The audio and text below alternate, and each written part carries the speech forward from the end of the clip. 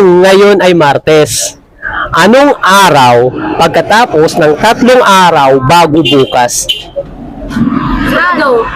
Ano na? Sabado. Sabado. Ikaw? Ano, tabi? Okay. Kung ngayon ay Martes, ano ang araw pagkatapos ng 3 araw bago bukas? Sabado. Ano? Ay, wait lang. Ano na? Sabado. Sabado? Domingo. Ano? Domingo, Linggo. Ano? Ikaw? Sabado. Sabado.